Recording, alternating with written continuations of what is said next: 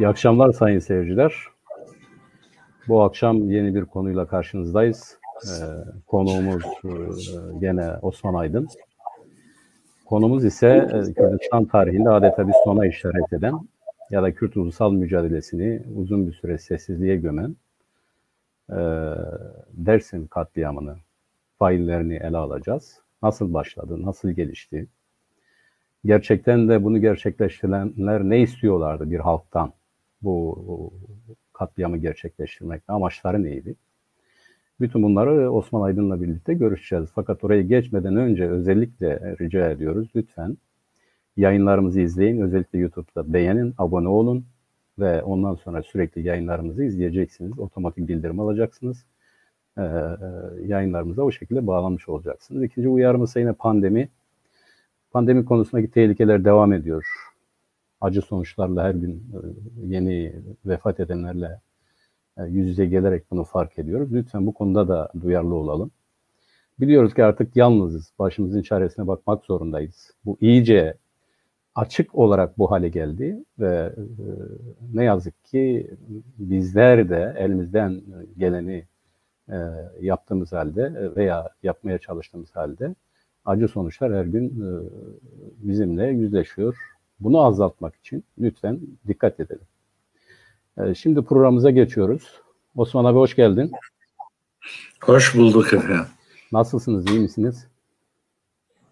Sağ olun, çok teşekkür. Siz de iyisiniz. Çok teşekkür ediyorum. Umarım. Bugünkü programımız gerçekten önemli. Önemi şuradan geliyor. Uzun bir serüvenin adeta noktalanması gibi görünüyor. Yani Tanzimat'la beraber bir amaç vardı. Osmanlılar, giderek Jön Türkler, giderek İttihatçılar ve ardından da Kemalistler bu adeta birbirine devrettikleri hayali gerçekleştirmek için ciddi bir plan projeyle Dersim'de, yani adeta 1920'de Dersim'de başladığı gibi yine Dersim'de biten bir geniş parantez gibi ele alırsak, bu parantezin içerisine Kürdistan'ı baştan başa katliamlardan geçiren, ezen bir anlayışın Dersim'e dönerek Kürt Ulusal Hareketi'ni mezara gömmek anlamına gelen bir katliam gerçekleştirdiler. Fakat nedense zaman zaman şunu görüyoruz ya da söylüyorlar, adeta bu açık cinayet failsiz durumundadır. Yani sanki de hani diyorlar ya, faile meçhule gidiyor. Kimler yaptı dediği zaman birileri birbirlerinin üzerine atıyorlar. Açık olan bu cinayetle ilgili soruşturma başladığında. İlk sorumuz bu olsun. Failler kimlerdi ve zihniyetleri neydi? Yani hangi tip insanlardı? Ve ne yapmak istiyorlardı? Bunları bize tanıtır mısınız? Buradan başlayalım. Ben buradan başlamak kolay da ben bir planın daha evveliyatına gitmek istiyorum. Ama sorunu daha detaylı biçimde cevaplandıracağım. Evet, buyurun. Şimdi 1937 Dersim katliamı dendiği zaman 1938 akla gelir. Aslında 1937, 1938 ve kısmen 1939'da devam eden devletin Kürdistan'ın bir bölgesini de insanlar üzerinde uyguladığı jenosit, sürgün ve asimilasyon politikasının doruğa çıktığı yıllardır. Yani 30'de sınırlamak biraz tarihsel olarak doğru değil. Bir sürü yazılarda bunu görüyoruz. Hep 38'de bitmiş gibi yani. Evet. Şimdi 38'i yaratan zihniyeti anlayabilmek için öncelikle Türk milliyetçiliğinin ırkçılığa nasıl evrildiğini göstermek gerekir. 1920-23 yılları arasında İttihat Terakki'nin ırkçı, daha doğrusu Enver Paşa'nın öncülüğünü yaptığı Turan ideolojisinin daha yumuşatılarak devam ettirilmesi istenmiştir. Yani Mustafa Kemal o zaman Kürtlerle uyum halinde çalışmak mecburiyetindeydi. Bu bak ihtiyacı vardı Kürtlere. Turancı ideolojiden Ziya Gökalp'ın hazırladığı 1920-23 yılları arasında hazırlanan Türk milliyetçiliği esasına dönüldü. Ama milliyetçiliği esasına dönülürken devletin şekillenmesi, anayasanın yani 24 Anayasası'nın çıkarılması, Cumhuriyet'in kurulması, devletin idari ve bürokratik yapılanması dikkate alındığında tek ulus esası üzerine devletin inşa edildiğini görüyoruz. Tek ulus üzerine inşa edilen devlet bunun devamı olarak tek bayrak, tek dil, tek kültür, tek edebiyat, tek coğrafya hepsini tekleştiren, sonuçta da tek lider esasına dönen anayasal yapılanmaya da gitti. İşte 1930'lara geldiğimiz zaman bu 1923 arası Ziya Gökalp Türkçü milliyetçiliği giderek ırkçılığa dönüştü ve enteresandır, bu ırkçılığın ilk nüvelerini de atan Türk solcularıdır. Evet. Doğrudur. Şeylerin tabii 1930 kadro hareketi. Şevket Süreyya Aydemir ve ekibinin kurmuş Kadro dergisinin etrafında birleşen o zamanın solcu Türk aydınları ırkçı bir politikayı devlete önerdiler. Ve devlet de mal bulmuş mağribi gibi bu politikanın üzerine atıldı. Çünkü o sırada devlette gerçekten ırkçı unsurlar vardı. Ve bunların başında da İsmet Paşa vardır. Evet. Birinci sırada İsmet Paşa, Mahmut Esat Bozkurt vardır. Velhasıl kadrolar giderek genişliyor ve bu kadrolarda basında da ortaya çıkıyor. İşte Zeki Velidi Togan, İsmet Tümtürk, Nihal Atsız gibi yazarlar bu Türkçü ideolojiyi geliştirdikleri gibi giderek Türkiye ile Almanya, Türkiye ile İtalya, yani faşist İtalya ile Nazi Almanya'sıyla Türkiye arasında köprü kurmaya başladılar. Bu köprü siyasal anlamda ilk olarak düşünce anlamında, daha sonra siyasal anlamda, daha sonra kültürel anlamda giderek ekonomik anlamda önemli bağlar kuruldu. Hatta öyle ki bugünün işte çok ilerici kabul edilen Cumhuriyet Gazetesi Ser denen, yani baş haber olarak birinci sayfada atardı. İşte İtalya'nın faşist, aynen bu kavramla İtalya'nın faşist lideriyle Türkiye görüştü. Evet. Övüyorlar ama açık. Övünç olarak veriyor. Nadir Nadi'nin yönettiği gazete bunu bir övünçle veriyor. Onunla, Hitler'le olan ilişkiler veriliyor. Karşı taraftan da aynı mesajlar geliyor. Örneğin Hitler der ki benim hocam Mussolini'ydi ama Mussolini'nin hocası Mustafa Kemal'di diyor. Evet. Hatta Mustafa Kemal gibi liderler eğer dünyada olsaydı dünyanın rengi daha çok değişirdi. Bir başka renge bürünürdü der. Böyle laflar var. Şimdi bu ırkçı anlayış 1930'da Ağrı Kürt ayaklanmasının bitirilme evresinde, sonlandırılma evresinde büyük katliamlar yaparak perdeyi kapattı. Evet. Öyle ki Gelyezilan'da aslında çok az bahsedilen bu konu. Dersim'de katledilen insan sayısından daha fazla Gelyezilan'da katledildi. 15 bin çocuk, kadın, evet. yaşlı, hasta, hayvanlarıyla birlikte. Evet. Açık bir katliam, bir canlı varlığın yok edilmesiydi zaten. Yok edildi. Bu sadece Gelyezilan denen bir bölgede meydana getirilen bir katliamdı. Bu 25'ten bu yana katliamlar peş peşe devam etmiştir. Mesela Bicar katliamından Kürtler pek haberdar değil ne yazık ki. Bicar katliamında 3-5 bin Kürt öldürülmüş ama o köylerin yakılma vahşeti, insan yani o yangın içinde yakılarak öldürülme vahşeti başka örneklerde çok yoktur. Bicar korkunç bir zulümdür. Bu ırkçılık anlayışı işte devlet yönetimine ve uygulamasına da geçmiş oluyor ve bu devlet uygulaması son olarak Kürtlere öyle bir ders vermeliyiz ki Kürtler bir daha da Kürtlüklerini telaffuz edecek güce, imkana ve arzuya sahip olmasınlar.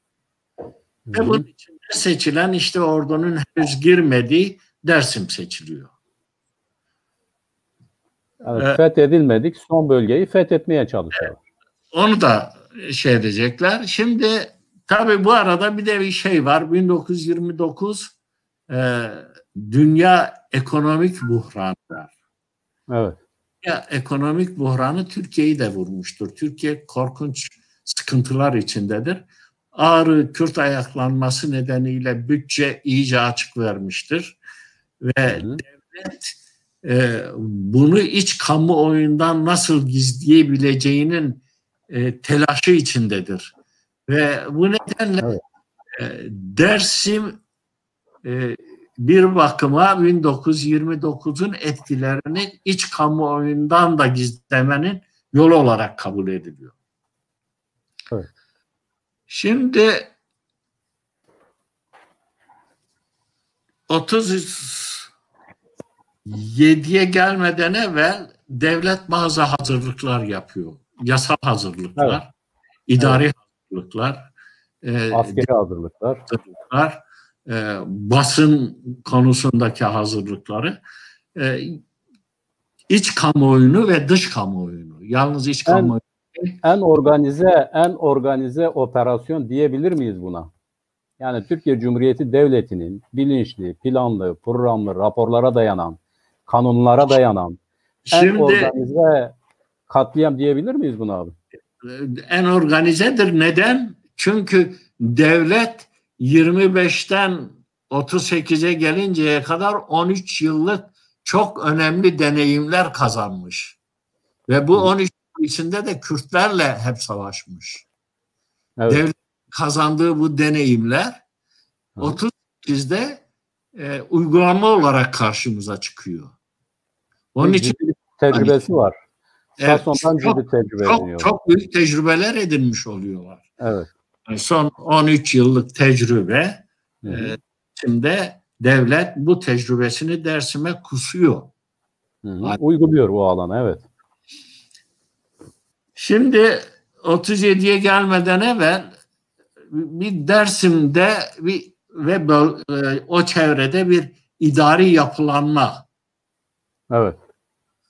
ya gidiliyor önce. Ne yapılıyor? Dersim'in adı Tunceli yapılıyor. 35'te Tunceli Kanunu çıkarılıyor. 34'ten itibaren başlıyor şeyler. Evet. 6 Ocak 1936'da 23.823 sayılı kararname ve 2823 sayılı Tunceli Kanunu'yla bu idari yapılanmada bir değişiklik oluyor. Ne oluyor? Mesela Bingöl vilayet yapılıyor. Vilayet yapılınca Bingöl'e önemli ölçüde askeri yığınak yapılıyor. Mesela Karakoçan ilçe yapılıyor. Dep köyü Karakoçan olarak ilçe yapılıyor ve oraya yeni şeyler getiriliyor. Ondan sonra Erzurum ilçelerinde yeni yapılanmalar yapılıyor ve bir yer Pülümür ilçe yapılıyor tekrar. Tunceli idari olarak kuşatılıyor. Evet. Bunun dışında çok daha önemli dönemin başbakanının ifadesiyle devrim niteliğinde kanun dedikleri 2510 sayılı İskan Kanunu çıkarılıyor. İskan Kanunu Türkiye Cumhuriyeti açısından baktığınız zaman gerçekten ırkçılığın devrimidir. Ama bu kanuna tabi tutulanlar açısından baktığınız zaman zulmün en büyüğüdür. Ne yapılıyor? Bununla yapılmak istenen şey şudur. Şark Islahat Planı'nın yeniden değişik sahalarda geçirilmesidir. Hayata geçirilmesidir. Bunlar deniyor ki Türk dilini konuşmayanlar batıya sürülecektir. Evet, batıya gelir. Türk dilini konuşmayanlar doğudan batıya sürülen bir tek unsur var. Kürtler var. Türk dilini konuşmayan Kürtler var. Ve bu Kürtler diyor gönderildikleri yerde yerleştirildikleri idari birim içinde ister köy olsun, ister ilçe, ister vilayet oranın nüfusunun %10'unu geçmeyecek şekilde dağıtılması lazım. Evet. Böylece azınlık olarak o çoğunluk Türk toplumu içinde asimile edilmesi gerekir diyor.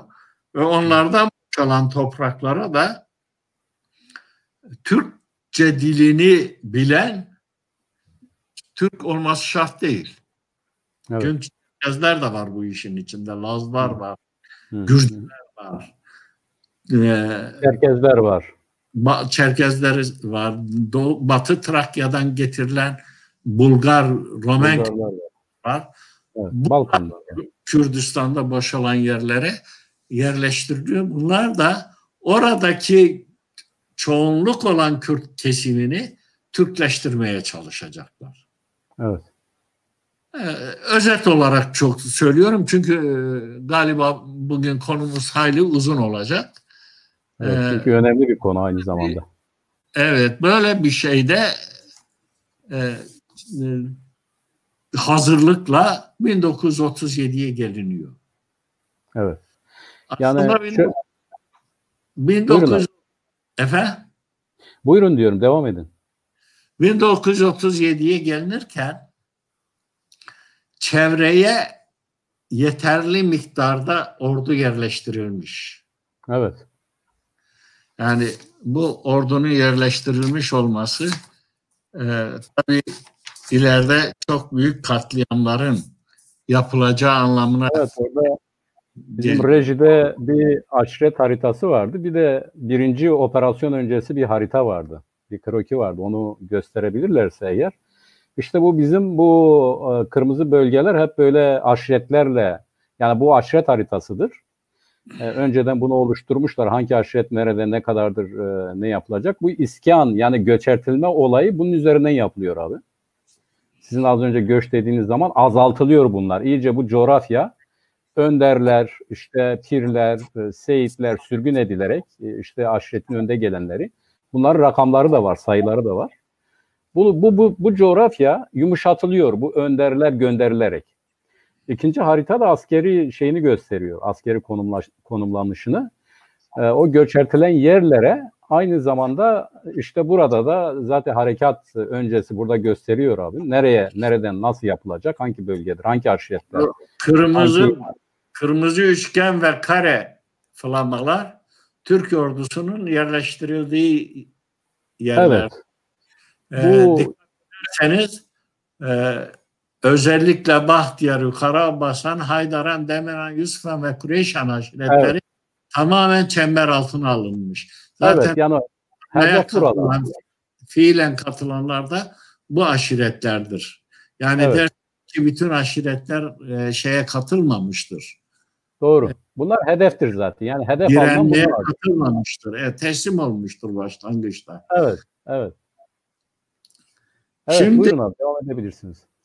İnönü hükümeti döneminde, yani 1936'da, 6 Ocak 1936'da bir kanunla 4. Umumi Müfettişlik kuruluyor. Evet. Bu 4. Umumi Müfettişliğin merkezi Elazığ oluyor ve Elazığ yeni il olan Bingöl ve Dersim, yani resmi adıyla Tunceli, bu müfettişlik bölgesi içinde kabul ediliyor. Daha evvel buralar 1. müfettiş, Diyarbakır'daki 1. Umumi Müfettişliğe bağlıydı. 1. Umumi Müfettişlikten alınıp özel olarak kurulan 4. Umumi Müfettişliğin çalışma sahası olarak belirleniyor. Ve Umumi Müfettiş olarak da meşhur Hüseyin Abdullah Alpdoğan buraya Korgeneral olarak atanıyor. Ve Umumi Müfettişin lig kanununa baktığımızda Umumi Müfettişlik Kanunu'nda umumi müfettişlere tıpkı şeydeki gibi, Hindistan'daki gibi sömürge valilerin yetkileri veriliyor. Genel vali yetkileri veriliyor. Evet, sömürge valisi. Genel valiler hükümete karşı sadece görevlerini ihmal etme suçu nedeniyle sorumludurlar. Evet. Görevlerini ihmal suçu nedir? Az Kürt öldürmek, az Kürt sürgün etmek, az Kürt asimile etmektir. Eğer böyle bir durum olursa hükümete karşı sorumludurlar. Aksi halde bu umumi müfettişlerin sorumlulukları dahi yoktur. Ve çok büyük bütçeler ayrılıyor. Özel bütçeler ayrılıyor. Bu bütçelerin çoğu aşiretleri birbirlerine karşı kışkırtmak için kullanılıyor. Aşiretler, aşiret bireylerine, aşiret şeflerine verilerek şey ediliyor. Büyük ölçüde o zaman şeyler elde ediliyor. İhanetçiler elde ediliyor. Tabii satın alınıyorlar, evet. Ve umumi müfettişlik Türkiye içinde yeni bir devlet olarak ortaya çıkıyor. Kürdistan'da yeni bir devlet yönetimi biçimi olarak ortaya çıkıyor. Şimdi bu hazırlıklardan sonra 37'ye geldiğimizde artık ordu 37, her ne kadar 21 Mart resmi çatışma olarak kabul ediliyor ise de aslında ondan evvel 1936'da elde edilen raporlara göre daha 36'da Dersim'de bazı çatışmaların olduğu biliniyor. Tabii. Küçük küçük çatışmalar var. Hatta Seyit Rıza gidiyor. Diyor ki yani siz bu işten bizim üzerimize bir gayla mayla öreceksiniz. Bunlarla bizim alakamız yok. Hatta Demenanlar da gidiyor. Bu 1936'da bunları söylüyorlar. Ufak tefek çatışmalar var tabii aynı zamanda. Bu çatışmalar döneminde işte mesela Seyit Rıza'nın oğlu Şeyh Hasan o dönem hükümet merkezi olan Hozat'a gidiyor. Oradaki yetkililerle, ordu ve idari birimlerle görüşüyor. Bizim bir baş kaldırı falan hareketimiz olmadığı gibi böyle bir niyetimiz de yok diyor. Eğer provokasyonlar olursa bu konuda devletin hassas olmasını söylüyor. Bu görüşmeden ayrıldıktan sonra Şeyh Hasan öldürülüyor. Öldüren asker değil. Askerlerin tuttuğu Dersimli Kürtler maalesef. Evet, yani aynı zamanda Abasan aşiretiyle kardeş olan aşiret, Evet. yani onlar öldürüyor. Evet. Ve bu aşiretler arası çekişmeyi getiriyor. Aşiretler arası Evet. kavganın fitilini ateşliyor bu. Evet, yani yukarı Abasan özellikle, yani daha doğrusu devletin bunlar Kürtçüdür dediği aşiretlere karşı bir takım küçük aşiretler kışkırtılıyor. O da onlardan biridir. Şimdi 37'ye geldiğimizde artık dedik ya, çatışmalar, asker, Dersim'in şurasında burasında vardır. Karakollar vardır. Yeni Evet. yapılan karakollar vardır. Bu çatışmalar, hikaye değişik söylenir. Bir kadına tacizde bulunmak veyahut hakarette bulunmak gibi bazı nedenler söylenir. Önemli değil aslında. Önemli olan devletin Dersim halkını, Dersim'in bu Kürt benliğini inkar etmeyen, ona sahip çıkan aşiretlerini tahrik için bir provokasyon içine giriyor ve bu provokasyondan sonra bir asker vuruluyor ve bu askerin katillerini bulmak için resmen ordu Dersim'e girmek istiyor. O sırada Harçık Çayı üzerinde bulunan Pah Köprüsü. Pah Köprüsü, bu köprüsü şeydir, Gahmut'la Pah arasında köylüler tarafından yapılan ahşap bir köprüdür. Evet. Köylüler asker gelmesin diye kendi yaptıkları köprüyü yakıyorlar. Evet. Yani asker Harçık Çayı'nı geçip Dersim'e girmesin diye. Evet. Devlet isyan nedeni kabul edip güçleriyle giriyor. Ama zaten onun öncesine girmek için zaten hazırlığı var ya, o bahanedir zaten. Onun şeymeyi yok yani. Onu söyledik evet. Öyle. Şimdi şeyde Dersim'de bir ayaklanma yok. Evet. Dersim'de bir ayaklanma yok. Dersim'de orduya karşı bazı aşiretlerin savunmaya geçme eylemi var. Yani için dağlara, yükseltilere çıkıyorlar. Köylerini boşaltıyorlar, yükseklere çıkıyorlar ve onların üzerine gelen orduyla çatışıyorlar. Böyle bir savunma stratejisi öngörülüyor. Bu arada o liderler arasında, aşiret liderler arasında Kürt benliğine sahip, Kürtçülüğe sahip, Kürt düşüncesine sahip insanlar da var. Bunun yanında Alişer gibi şeyden gelmiş, kaç kere Kürt ayaklanmasını dirije etmiş bir Kürt aydını var. Bunun Baytar Nuri gibi bir Kürt aydını var ve bunlar Kürtlük konusunda hem emekleri geçen hem bilgileri olan insan ve Seyit Rıza hem Seyit Rıza'nın babası Seyit İbrahim dahil Kürtlük konusunda hayli bilgiye ve duyguya sahip insanlar. Bunlar Seyit Rıza yanında ve Seyit Rıza bu direnme hareketinin lideri olarak ortaya çıkıyor. Evet. Bunların olması giderek direnme hareketinden bir Kürdi harekete doğru evrilmeye götürüyor. Yani özellikle Baytar Nuri ve Alişer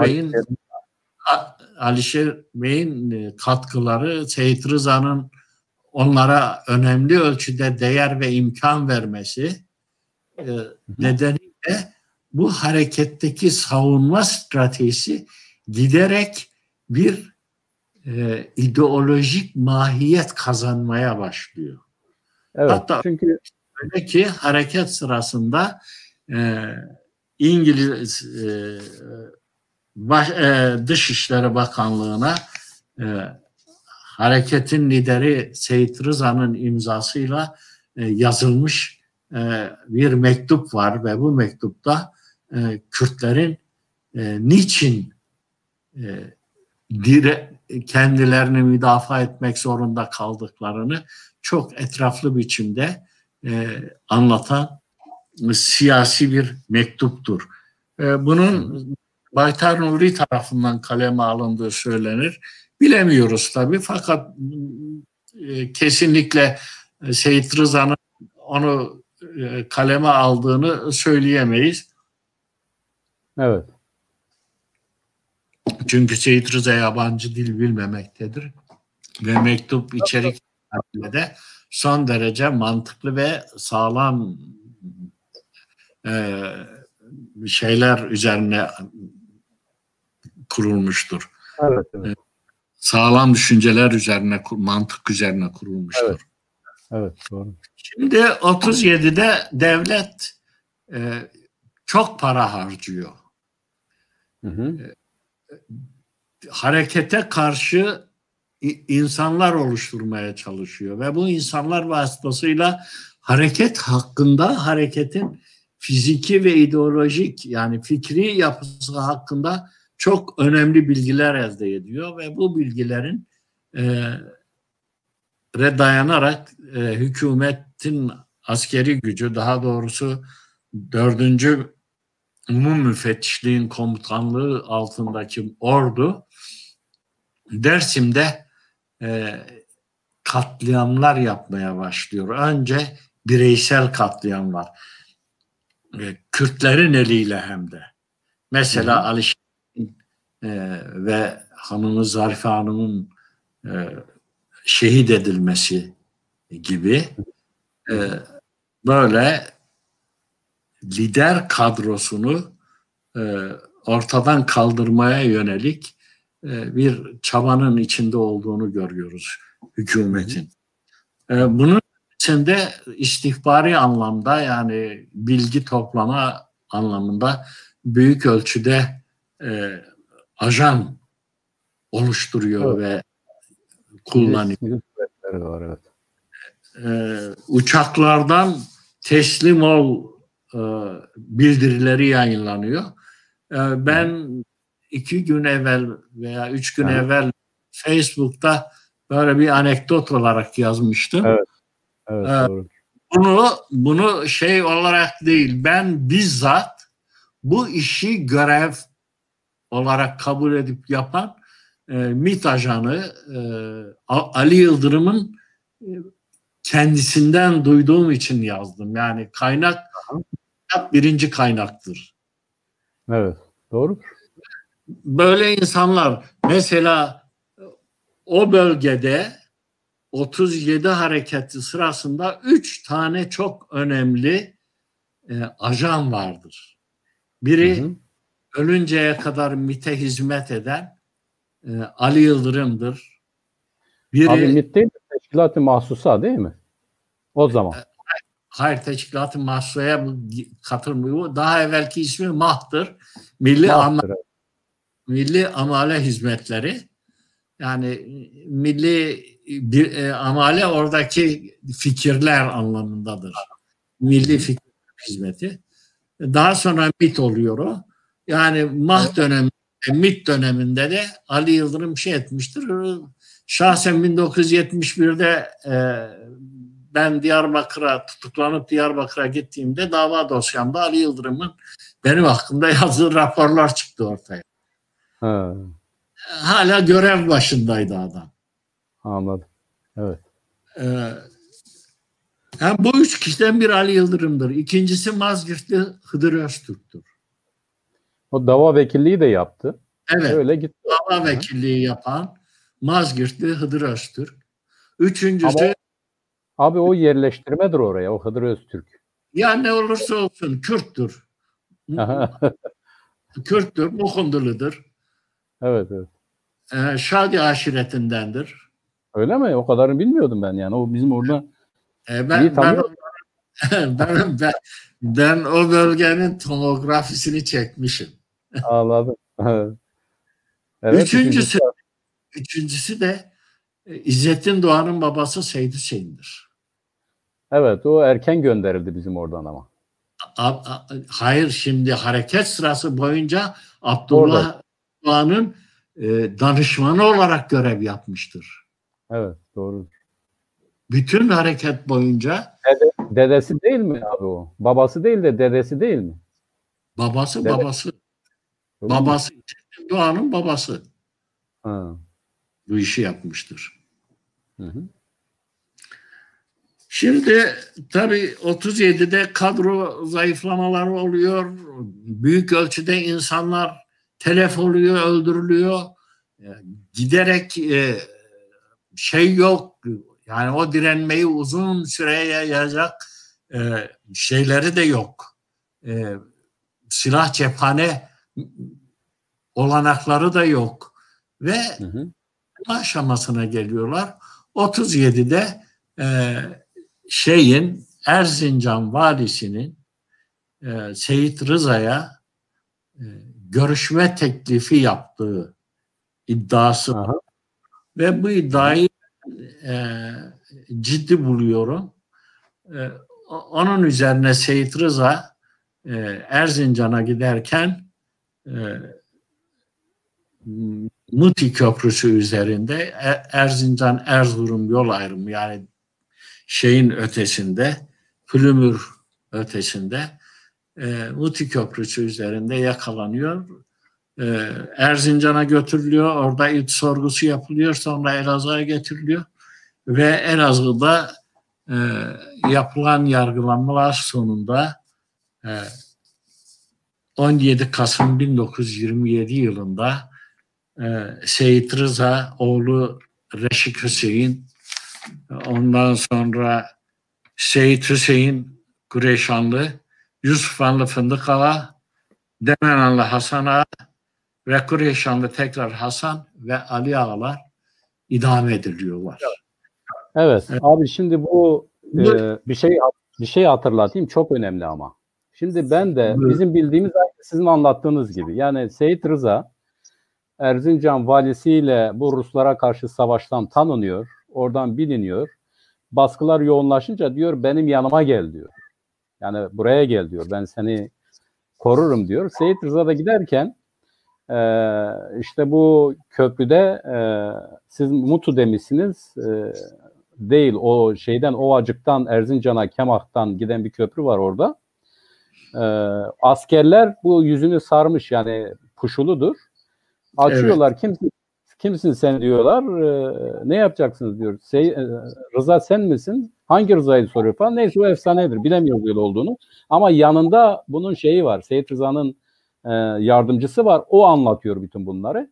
Oradan da Elazığ'a sevk. Şimdi şöyle bir şey gördüm ben. Hüseyin diye bir insan. Evet. Şimdi burada bu 1936'da aşiret reislerine teslim olun diyorlar. Yani eğer gelir teslim olursanız diyorlar, biz size herhangi bir şey yapmayacağız. Çok insan gelip teslim oluyor. Şimdi şurada diyor ki 1936 yılının 7. ve 8. ayında Kinceli vilayetinde hükümete teslim olan Dersim aşiret reislerinin isimlerini gösterir cetvel. 1. Arslan Uşağı Aşireti Reisi Mehmet. 2. Yukarı Abbas Uşağı Aşiret Reisi Seyit Rıza. Bu Dersim'in devletin Dersim arşivinde ben de ilk kez böyle bir şey gördüm ve şok oldum. Şimdi şöyle düşündüm ben. Acaba bu 1936 ya. Evet, 1936. Acaba şöyle bir şey mi bu? Hani bu 36'da köprüler hadisesi vardı, bir takım çatışmalar vardı. Hatta Sin'de Seyit Rıza'nın o kendi köyünde işte savunma yerleri yaptığı, yani ciddi duvarlar öldüğü, devlete böyle raporlar geliyor. Acaba diyorum o dönemde bu gidip bilgi verirken, yani bizim böyle bir direniş ya da isyan gibi bir düşüncemiz yoktur dediği olay mı? Oradan sonra bırakıldı mı? Erzincan'a gitti. Yoksa bu 36 yılında 7. ayın 8'inde gerçekten gitti ve bir daha bırakmadılar mı bunu? Yani nedir, bilginiz var mı? Şimdi ben bunu ilk gördüm. Şimdi aslında bizim ilgimiz yok derken Seyit Rıza kendisi gitmiyor. Oğlu Şeyh Hasan'ı gönderiyor. Evet. Erzincan'a mı? Hayır Erzincan değil. Hükümet merkezi Dersim'in o zaman Hozat'tır. Şimdi o aşiret buyurun abi. dediği 2 kişi değil 24 kişidir. Aslında bunlar falan da olmamış. 24 tane daha çok harekete katılmamış veya Seyit Rıza ile geçmişte ihtilafları olan bazı aşiretlerden, hatta bir aşiretten diyelim 5 tane adam almışlar. Heresi bir aşiret reisi sayılmış. Bunlar Ankara'ya kadar da götürülüyor. Aha. Yani bu teslim olma anlamında değil. O zaten harekete katılmamış insanların hükümet harekete karşı kullanmak için bir araya getiriyor ve onları Ankara'ya götürüyor. Ankara'da iyi de ağırlanıyorlar ve onları harekete karşı dirije etmek için götürüyorlar. Mesele bu. Seyit Rıza hareket başladıktan itibaren hiçbir zaman hareket alanda, hatta Tuşuk Dağı'nın eteklerinden dahi öteye gitmiyor. Yani biliyorsun Tuşuk Dağı'dır. Evet. Bu bakımdan yani o kitaptaki kişi hangi kaynağa dayanmış söylemiş bilmiyorum. Yok bu devletin şeyi abi, bu tutanak. Yani tutanak olabilir. Yani devlet hiçbir zaman, bugün yazısını okudum Hasan Cemal'in. Hasan Cemal diyor ki resmi tarih her zaman gerçek tarihi örtmüştür. Doğru söylüyor. Şimdi zaten bu da Başbakanlık arşivi diyor. Şimdi yani Başbakanlık arşivinde de her şeyin doğru olduğu anlamı çıkmamalı. Tabii ki çıkmaz da şimdi böyle bir şey görünce bunu konuşmamız lazım. Biz onu resmi olarak devletin görüşü olarak kabul ederiz. O resmi bir arşivdir. Devletin görüşü olarak doğrudur. Ama olayı gerçek olarak yansıtıyor mu, o ayrı bir mesele. Evet, şimdi bir ilginç bir şey daha var burada abi. Yani diyelim ki ben bir komutanım ve bir çatışmaya girdim. Çatışma sonrası bir rapor gönderiyorum Genelkurmay'a. Raporun resmi rapordur. Devletin arşivine gider. Resmi arşivdedir. Resmi belgedir. Ama ben ne kadar doğru yazdım, o ayrı bir meseledir. Evet. Şimdi burada çok ilgimi çeken bir şey daha, yani ben onu ilk gördüm, açık söylüyorum. Bir diğer bir şeyi daha gördüm, yeni.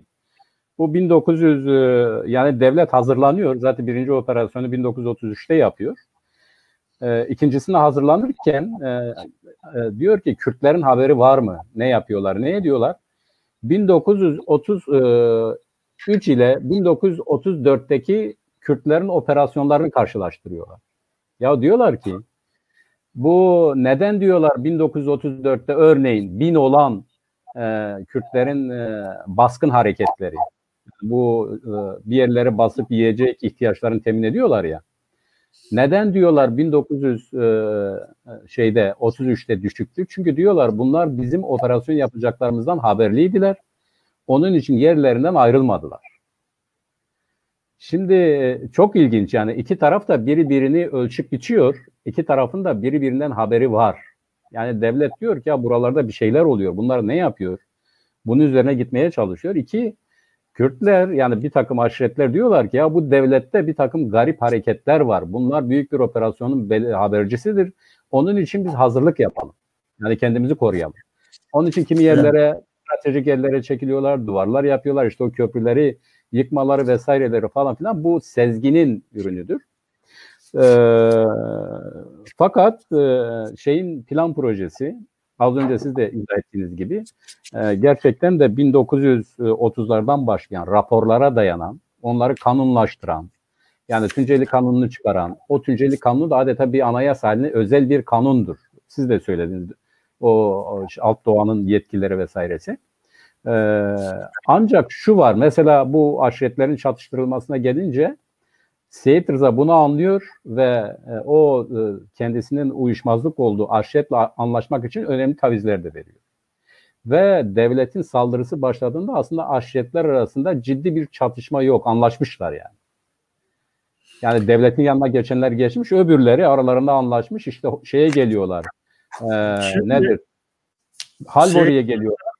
Evet, Said Rıza'nın yaşamına baktığımızda Said Rıza enerjisinin en büyük bölümünü, zamanının çoğu, imkanlarının büyük kısmını aşiretler arası barışa harcamış bir insandır. Evet. Fakat başarılı olamamış.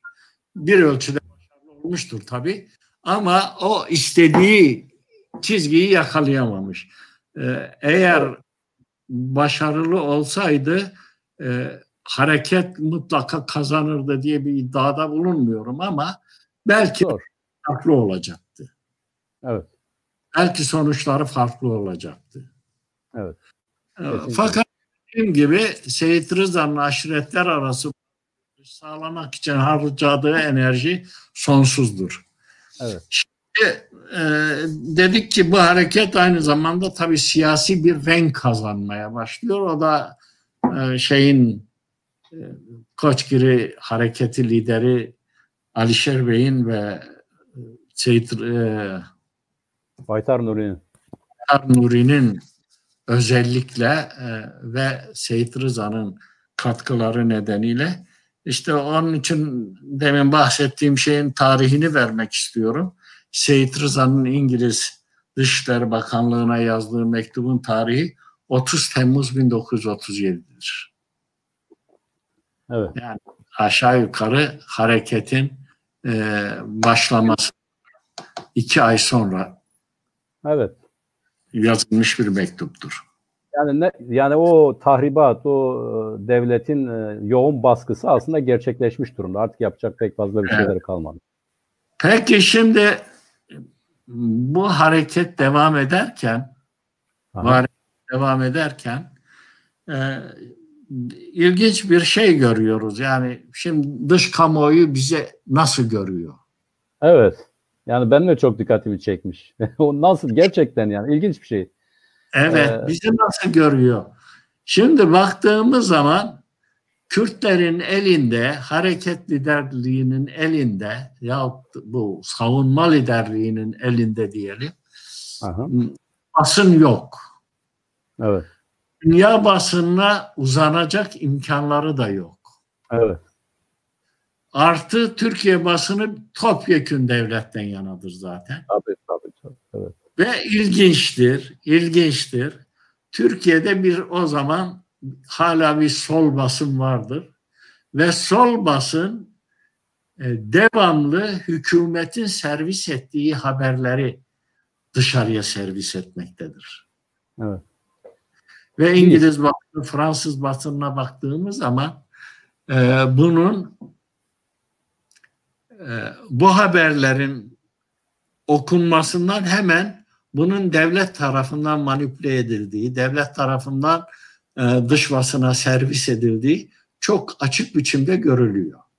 Evet, az önce şöyle oldu ya abi, ben size de söyledim. Ben zaten okuyunca şok oldum. Ben şöyle düşündüm ama. Dedim ki bu dış basını çevirenler bu şekilde çevirmiş. Yani dış basın belki de bu kadar kör olamaz ama çeviren Türkler bu şekilde çevirmiş. Kendi kamuoylarını motive etmek için. Ama dediğiniz çok doğru. O servis edenler öyle bir servis ediyor ki haber öyle servis ediliyor ve o gazeteler öyle yayınlıyorlar. Ayrıca bu gazeteler para da alıyor devletten. Evet. Para da alıyor. Muhabirler para da alıyor. Çünkü gazetelerin bir olay hakkında kendi fikrini yazabilmesi için olay yerinde bulunması lazım. Evet. Öyle değil zaten. Buradan alıyorlar. Ne 1937'de ne 1938'de Dersim'de bir tek yabancı basın mensubu yok. Evet. Ama sürü Dersim'le ilgili haber var. Bu haberler oluyor demek ki devlet tarafından ediliyor. Evet. Ve çok ilginç şöyle bir şey dikkatimi çekti. Diyelim ki şöyle diyorlar. ya işte Türkiye Cumhuriyeti o kadar zulüm yaptı ki Kürtler yeniden ayaklandı diyenler bile, yani bunu olumlu görenler bile bir müddet sonra diyor ki Şaki, eşkıya, gerici, işte bunlar padişah yanlısı ya da bunlar işte eski ayrıcalıklarını kaybetmeyen feodaller gibi ötekileştiren, yani adeta her türlü operasyona açık hale getiren bir yaklaşım, bir şey var, bir sunum var. Tabii. Peki Şimdi abi bir soru daha. şu O dönemde bizim bu komünistler ne yaptılar? Yani bu 3. Enternasyonel ne yaptı onu? geleceğim, oraya da geleceğim. Şimdi şimdi basına baktığınız zaman, bir haberi okuduğunuzda birkaç kelime Hı hı. kaynağını size verir. Evet. Arkadaşlarımız bunu daha iyi bilirler. Örneğin diyelim ki FETÖ terör örgütü mensubu diye Evet. bir varsa bu devlet tarafından servis edilir. Evet. Yahut diyelim Avustralya'da bir olay olmuş da Kürtler tarafından, PKK terör örgütü tarafından yapılmıştır denmişse, bilin ki bu haber devlet tarafından servis edilmiştir. Çünkü devletin kullandığı, kodladığı isimler, kelimeler çok bellidir. Dersimde eğer Şaki geçiyorsa, eğer eşkıya geçiyorsa, Evet. kesinlikle o devletin servis ettiği bir haberdir. Ya da feodal çıkar grupları diyorlar. Ya o solcuların. Evet.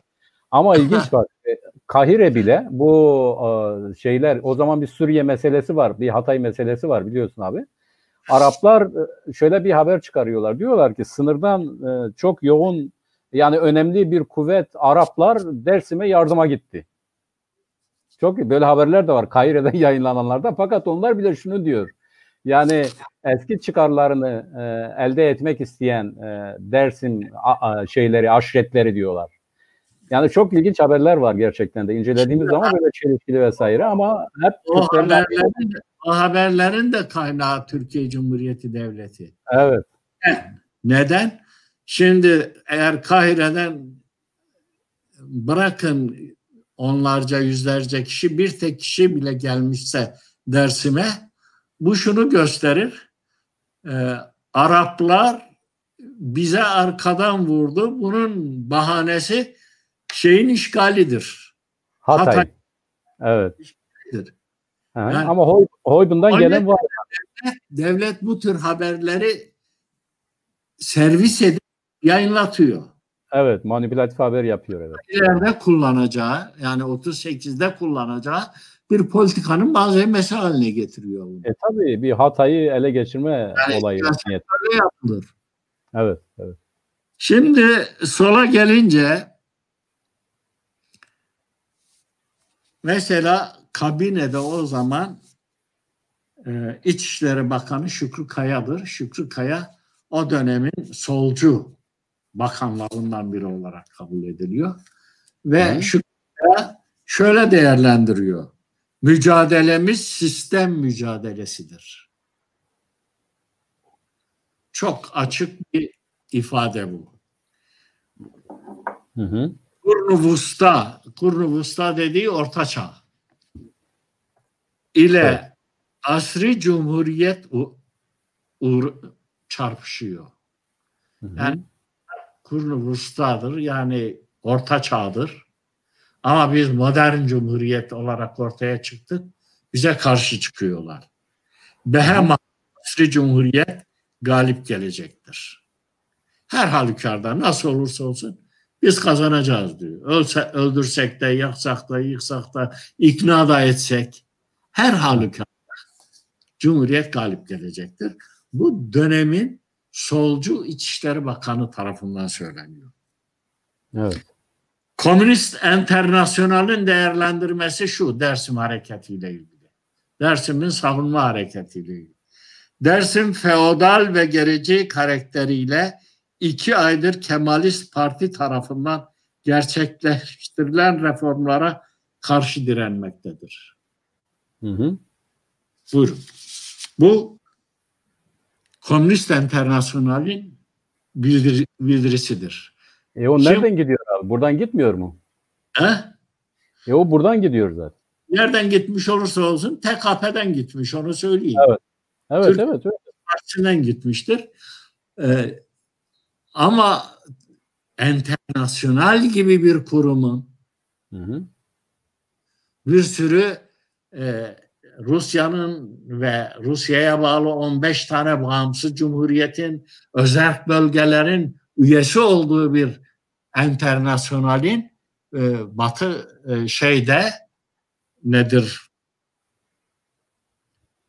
yayınladığı bildiride Kürtlerin 2 aydan beri kendi hayatlarını korumak için dağa çıkışlarını feodal bir direniş olarak modern cumhuriyete karşı koyma şeklinde lanse ediyor. Şimdi Evet. ben dinleyicilerime, bütün Türkiye halkına, gerçi derler 82 milyona, kimse dinlemiyor da o kadar, Evet. sormak istiyorum. 2 tane keçisi olan, yani Dersim aşiret reisinin 5-10 keçisi vardır nihayet. 2 keçisi olan insan feodal olabilir mi? Evet. Toprağı olmayan bir coğrafyada feodalite olur mu? Hı hı. Feodalitenin olması için geniş toprak sahibi ve bu toprağa bağımlı kölelerin, insanların, yani serflerin olması gerekir. Feodalite tarif ediliyor. Yani Sovyetlerin tarif ettiği, Lenin'in tarif ettiği, Marx'ın tarif ettiği feodalizm budur. Hı hı. Bir karış toprağım yok, üzerinde çalıştıracağım arabam dahi yok, Hı hı. hiç bile yok. Bırak toprağı bağlı insan. 2 tane keçim var. Hı hı. Birisi kurt yiyor, birisi bende kalıyor. Hı hı.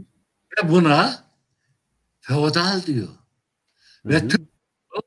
hala da bize de öğretmiş. Kürtler hala Kürtlerden bahsederken feodal Evet, lafın. jargonumuz var zaten. O jargon var, daha var, hala var. O jargon bize hiç uymayan bir jargon. Bizim sosyal yapımıza uymayan bir jargon. Çünkü biz aşiret kültüründen gelen bir toplumuz. Aşiret kültürünün üretim araçlarıyla olan ilişkisi farklıdır. Hı hı. Dal toplumun üretim araçları ve bu üretim araçlarıyla olan ilişkisi daha farklıdır. Tabii. Evet. Üçüncüsü, mesela TKP Genel Sekreteri Şefik Hüsnü Daymer ne diyor? Diyor ki bugün Dersim'de yaşananlar Kemalist hükümetin enerji reformlarına karşı enerjik olacak herhalde. Feodal aşiretlerin direnişidir. Evet. Buyurun. Hak hukuk yok yani. Zaten orada bir Hukuk yok. Şimdi evet. hem feodal hem aşiret herifin komünist literatürle de bağlantı kurma terbiyesi Sorun. yok. Evet. Hayır, terbiyesi yok diyorum. Sorumluluk değil o. Terbiyesi bile yok. Hı hı hı. Mesela bir başka yazısında hareket doğrudan İngilizlere bağlıdır diyor. Bu bağlılığı neden kurdu? Hangi delillere dayandı? Yok. Doğrudan Yok. İngiliz. Ama İngilizler bağlıdır. Bunun bir devlet de olması gerekir. Bunun bir tarihi arka planı olması gerekir. Ama Şefik Hüsnü Daymer, TKP'nin genel sekreteri, böyle yumurtlamışsa bu böyledir diye Türk solcuları balıklama bunun üzerine atlıyor. hı hı. Solculuk namı altında bu Türk solunun peşinden giderek canımızdan olduk, malımızdan olduk, gençlerimizden olduk, nice değerlerimizden olduk. Hı hı. Ulusal Parti Genel Başkanı Türk Solu dergisinde şunu diyor: asıl Dersimler devletten özür dilesinler. Evet, onu biliyoruz. Evet. Doğru. Özür dilerken Recep Tayyip Erdoğan Dersimlerden özür diliyorum derken ona Adını cevap asıl Dersimler diyor devletten özür dilesin. evet. Yani onun adını anmayalım diyorum. He? onun adını anmayalım. O öldürülen, sürülen bilmem zulme uğrayan Dersimli'nin özür dilemesini istiyor bir de. Ve evet. adına istiyor bunu. Evet. Mesela Sinan Meydan diye birisi diyor Dersim dış güçlerin tezgahıdır diyor. Kimdir bu dış güçler? Niçin tezgahlıyor? Çıkarları nedir? Türkiye üzerindeki çıkarları nedir? Türkiye ile olan çelişkileri nedir? Bunların hiçbiri yok. Yuvarlak bir lafla at ortaya, beğenen beğensin diyor. Evet. Tabii Türk solu yalnız değil. Maalesef Alevi kesimi de bir kısmı da bu tavrın içinde. Enteresandır. 78 Alevi Ocağı ve Ocakzadeler diye imzalanan bir bildiride şu deniyor. Diyor ki bizim Mustafa Kemal Atatürk ve silah arkadaşlarının büyük özveri ve mücadelelerle kurduğu laik, demokratik Türkiye Cumhuriyeti ve kurucu değerleri kırmızı çizgimizdir. Evet. Buyurun. Gayet normaldir abi. Yani Alevi olunca Dersim'e karşı olmayacak mı? Tam tersine Alevi olduğu halde yani bilmemizde yarar var. Bizim içimizde tabii. mesela hakaret ediyorlar. Rıza Zelyut diyor ki hem Seyit Rıza hem de Rızacı hem de layık olunamaz diyor. Ya öleceksin diyor. Hakaret ediyor onlara. Söylediğim bu. Hakareti bırak. Öleceksin diyor. Tabii. Aynen öyle. Ya Atatürkçü olacaksın veya öleceksin diyor. Yani şeyden 1937'de gelen bu hareket ne kadar zamanımız var acaba? Vardı. Reji bize bildirir herhalde. Biz söyledik baştan. Ben kendimi. Var da abi. Zamanımız var. Siz buyurun. Ya sahura da kalabiliriz yani mesele değil. Bize bir yarım saat verdiler. Ona göre artık bir şey yapalım. Şimdi 37'de kamuoyunun çok konuştuğu, çok ettiği Seyit Rıza ile Atatürk görüştü mü sorunu var. Seyit Rıza ile Atatürk'ün görüşüp görüşmediği konusunda bizim elimizdeki belge bir MİT mensubunun, MAH mensubunun daha doğrusu Milli Ameliyat Hizmetlerinde görevli bir mensubun yazdığı bir yazı var. Rapor mudur, mektup mudur pek şey değil ama diyor ki rapor abi. Evet. Yayınladılar. Rapordur. Evet. Diyor, bu ne kadar doğrudur bilemiyoruz. Devlet yalanlamadı. Doğru.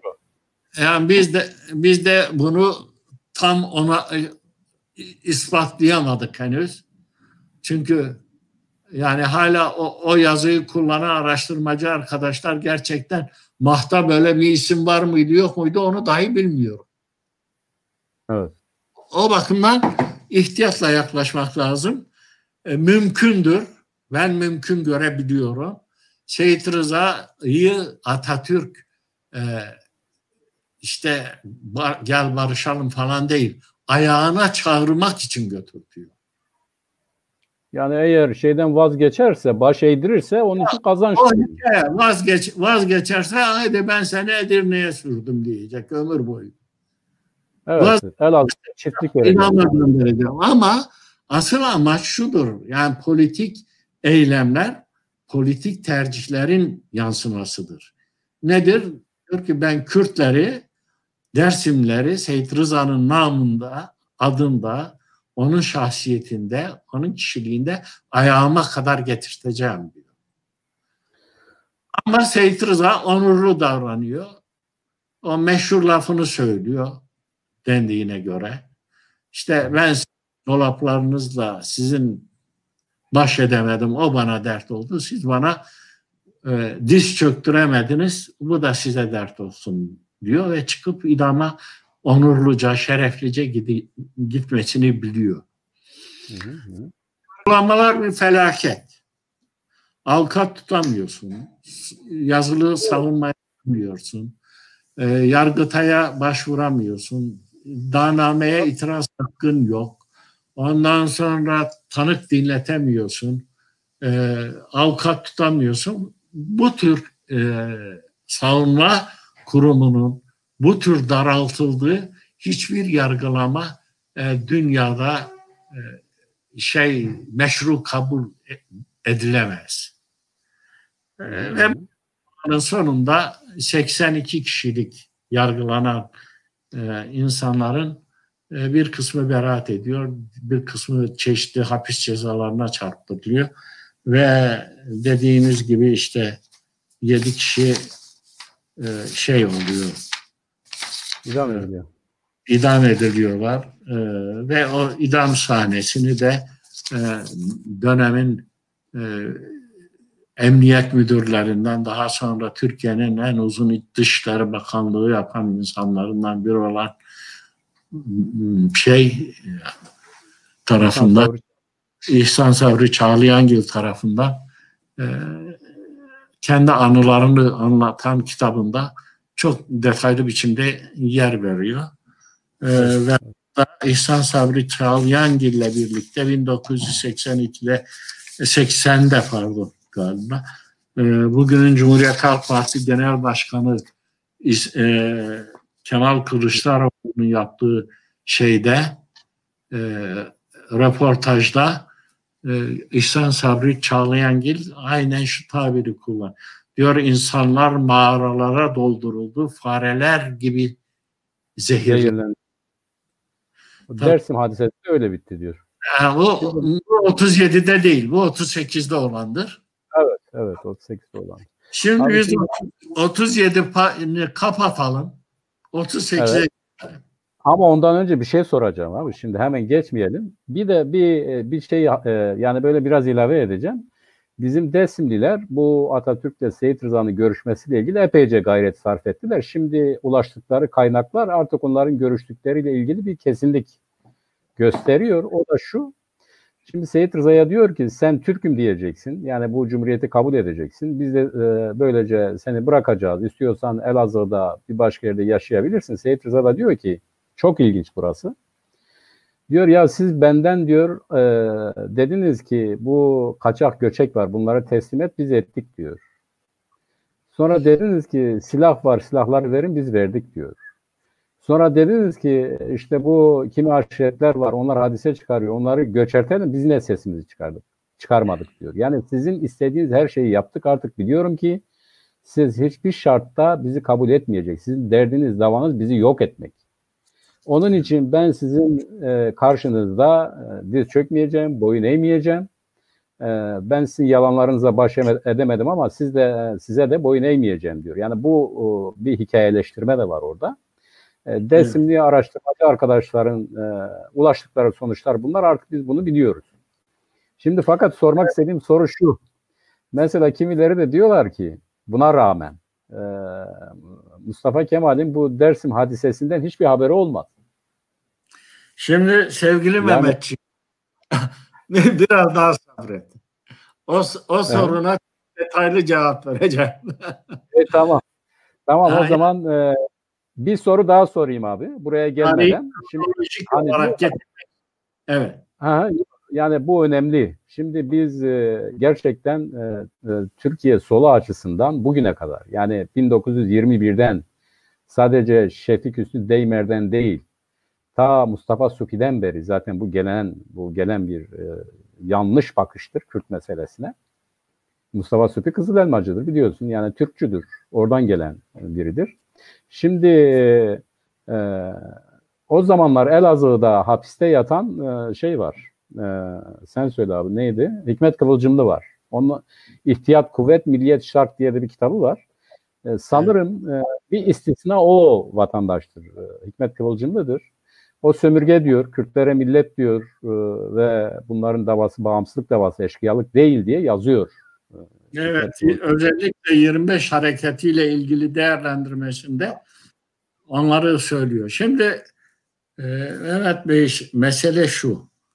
Dersim'e baktığımız zaman çok enteresan şeyler tespit etmek mümkün. Yani bunu sosyal tarihçiler, tarihle ilgilenenler, siyaset yapanlar, siyaset kurumları, siyaset bireyleri bunu çok iyi değerlendirmek zorundadırlar.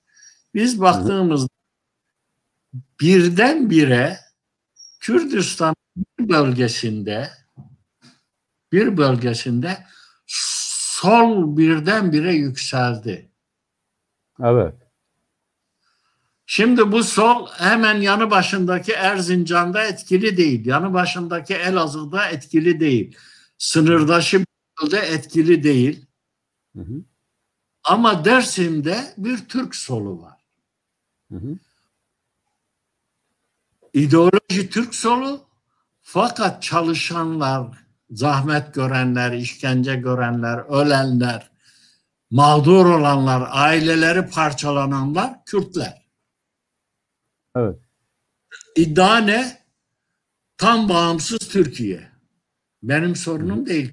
Sorunu değil. İddia ne? Antifeodal bir yapı. Zaten. İddia ne? Devrim. Peki devrim madem sol jargonla yapılıyor, o zaman işçi sınıfının bunun öncülüğünü yapması lazım. İşçi sınıfı Dersim'de yok. Dersim'in en zengini kimdir şu anda bilmiyorum. İşte Şaroğlu Oteli'ne gidersiniz. 5-6 tane hizmet sunan mensubu var. En büyük işletme o. Evet. Zonguldak'ta maden işletmeleri var. Soma'da maden işletmeleri var. Aydın'da var. Denizli'de var. Mensucat fabrikaları var. Demir çelik fabrikaları var. İzmit, Edirne arası alabildiğine şeyin yatağı, proletaryanın yatağı, ne diye proletaryanın var olduğu yerde değil de Dersim gibi iki keçi sahibi köylülerin yaşadığı, geçimini zar zor sağladığı insanların bulunduğu bir coğrafyada devrim yaptırılıyor. Onu bilmek zorundayız. Devlet neden solu oraya iteledi? Oranın içinde hapsetti. Orada Dersim'in hepsini kurtarsalar böyle ne olacaktı ki? Farz edin Dersim Cumhuriyeti kuruldu. Solcu bir cumhuriyet. Ne olacaktı ki? Boğulması her an mümkün olan bir yer. Çünkü etrafı ovalarla çevrili, etrafı Sunni bir nüfusla çevrili, etrafı Kurman bir nüfusla çevrili, etrafı Türk bir nüfusla çevrili bir bölgede senin devrim yapman mümkün değil. Zaten 1960'tan bu yana başlayan şey devrimin adımı da atılmadı. Evet.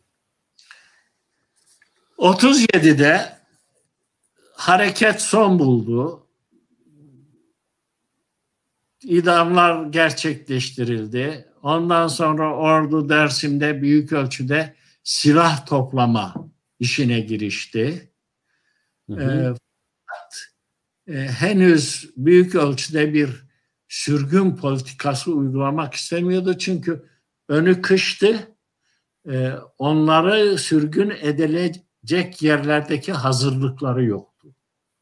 Bunun için seneye bıraktılar. Ve ertesi seneye yani 1938'e gelindiğinde devlet Dersim'e silah teslimi çağrısıyla girdi. O yüzden zaten toplamıştı. Dersim'de silah kalmadı. Tabii çok önceden topluyor onlar.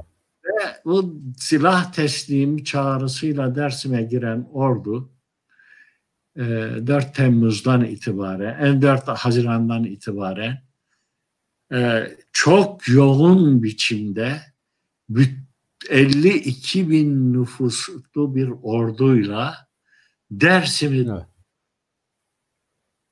karış karış işgal etti. Evet. Ve işgal ettiği yerlerde hiç kimsenin, hiçbir canlının yaşamaması prensibiyle hareket etti. Evet. İnsanlar öldürüldü, hayvanlar öldürüldü, bitki öldürüldü, orman yakıldı. Canlı ne varsa, canlı namına ne varsa yok edildi. Evet. Zaten 37'de büyük zayiat vermiş, kimi kaçmış, kimi ölmüş. Nüfus giderek azalmış. Bu elde kalan nüfus da büyük ölçüde böyle toplu katliamlarla yok edildi. İhsan Sabancı'nın dediği gibi bunlar mağaralarda fareler gibi zehirlendiler. Şimdi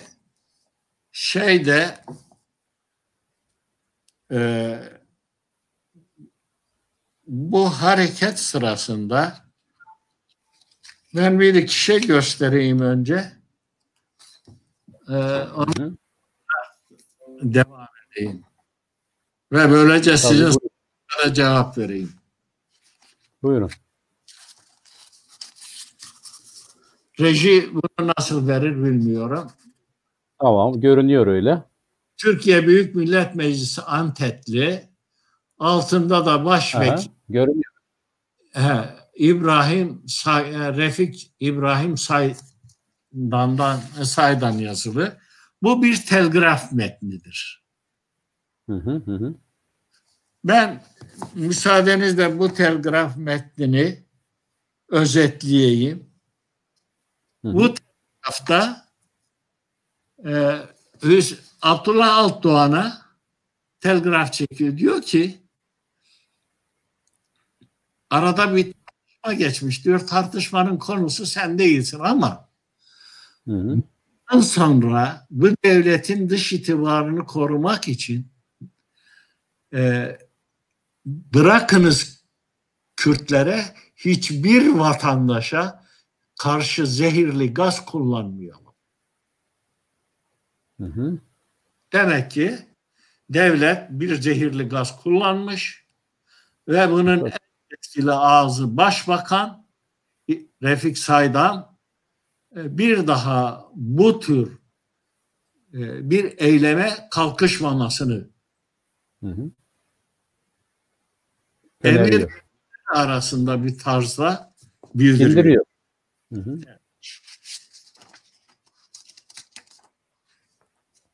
İkinci şey şu.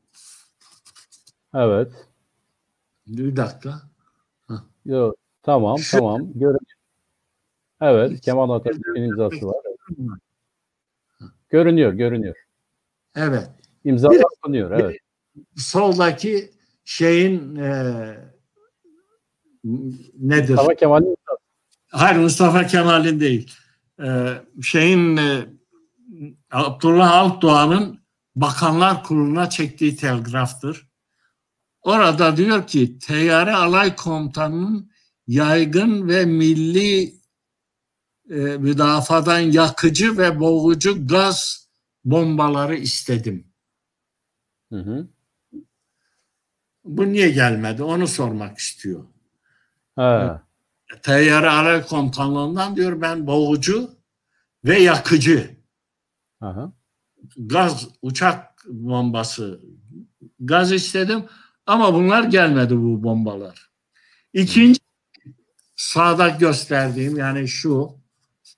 Evet, imza Atatürk'ün imzasının olduğu sayfa. İsmet Paşa'nın falan hepsinin imzası. Burada da Mustafa Kemal diyor ki Mustafa Kemal'in bizzat imzaladığı bu kararnamede, hükümet kararnamesinde diyor Almanlardan 150 bin lira karşılığında boğucu gaz alalım. Artı bu boğucu gazları bombalara yerleştirecek tulumbalar ithal edelim. Ve bunu mahal gönderelim. Fakat bizim döviz sıkıntımız olduğu için clearing usulüyle bunu Almanlarla anlaşalım. Clearing usulü dediği de takası. Yani dış ticaret takası. Siz bize gaz verin, biz size fındık verelim gibi. Evet. Evet. Takas. Evet. Bunun gibi daha nice kararnameler var. Bir tane de budur. Evet, evet, evet. Görünüyor abi. Mustafa Kemal'in imzasını göstermek için söylüyorum. Evet, evet. Görünüyor. Bunlar bu kitapta Kürtler ve Mustafa Kemal Atatürk isimli kitapta daha fazla şey var. Evet. Şimdi soruna gelelim. İlk konuşmamızın başında sorduğun soru. Ortada bir fiil var. Nedir bu? 10 bin ile 40 bin arasında değişen rakamda bir ölümden bahsediliyor. İnsan yok edilişinden bahsediliyor. Ben rakamlara fazla takılan bir insan değilim. Çünkü rakam her zaman spekülatiftir. Mağdur her zaman büyütür. Maktul her zaman azaltır bunu. Evet. Bu normal bir olay ama bir tek insan bile olsa sen öldürmüşsen katilsin. Tabii ki. Ona emir vermişsen katilsin. Ölümü için. Evet. Rakam ne olursa olsun ama önemli bir nüfus Dersim'de katliama uğramıştır. Ve yakıcı bombalarla, boğucu bombalarla, gazlarla, tüfekle, mermiyle, sopayla, dipçikle, taşla, uçurumlardan kol kola bağlamak suretiyle uçurumdan aşağı atmakla gerçekleştirilmiş çeşitli ölüm tipleri var. Demek ki fiil ortada, bir ölüm var. Peki bu fiilin faili kim? Evet. Ve fiilin mef'ulü kim? Yani gadre uğrayan kim? Bazı çevreler ısrarla işte bunun Alevi katliamı. Gerçi Alevi katliamına da diyelim ki Sivas Madımak olayında sahip çıktığı kadar çıkabilse. Keşke o kadar çıkabilse. O kadar da çıkmadığı halde Alevi katliamı deniyor. Alevi katliamı değil. Orada ölen insanların dini inançları Aleviliktir, Alevidir. Daha doğrusu Riya Hakkiye'dir. Riya Hak'tır, evet. Riya Hakkiye mensup insanlardır. Ama bu insanlar Kürttür. Hepsi Kürttür. Tabii canım. Eğer Alevilere karşı bir eylem, bir şey olsaydı, devlet eylemi olsaydı, Sivas'tan Edirne'ye kadar Alevi nüfusu, Dersim Alevi nüfusunun 20 katıdır. Yani Dersim, Koçgiri'deki katliamlar Kürt Alevi katliamıdır. Yani Alevi oldukları için değil. Kürtler Alevidir ama Kürt katliamı. Ama Alevi oldukları için Kürt Alevileri diyoruz biz buna. Evet. Ama Alevi katliamı olsaydı Sivas'tan öteye bir kişinin de burnunun kanaması gerekirdi. Devlet tarafından. Evet. Demek ki mef'ulü yani mağduru Kürtler. Hangi Kürtler? İnanç bazında Riya Hakkiye'ye mensup Kürtler. Bölge olarak Dersim'de yaşayan Kürtler. Evet. Faili kim? Faili devlet. Devleti kim yönetiyor? devleti Bakanlar Kurulu'ndan da meclisten de daha büyük yetkilere ve inisiyatife sahip Atatürk yönetiyor. Tabii ki öyleydi. Belirleyiciydi yani. Evet, Atatürk'tür. Atatürk 1938'de tek şeftir, milli şeftir, ebedi şeftir. Evet. O ebedi şeftir o. Hala da öyle bakılıyor Kemalistler tarafından. Hı hı. Ve onun iradesi dışında meclisin karar alma yetkisi yoktur. Onun iradesi dışında bir muhalefet partisinin kurulması mümkün değildir. Kendisi kurar, kendisi dağıtır. Evet. Onun iradesi dışında Bakanlar Kurulu'nun bir iradesi yoktur. Onun dışında Başbakanın bir iradesi yoktur. Onun iradesi evet, Çankaya'daki yemek masasında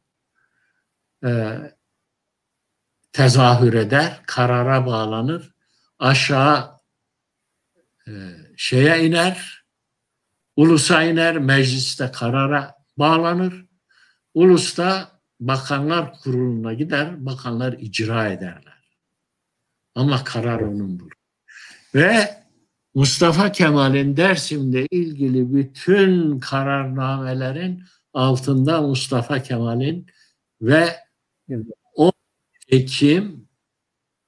27 Ekim 1937'ye kadar Başbakan olarak İsmet Paşa'nın, 27 Ekim'den sonra da Başbakan olarak Celal Bayar'ın imzaları vardır. Evet.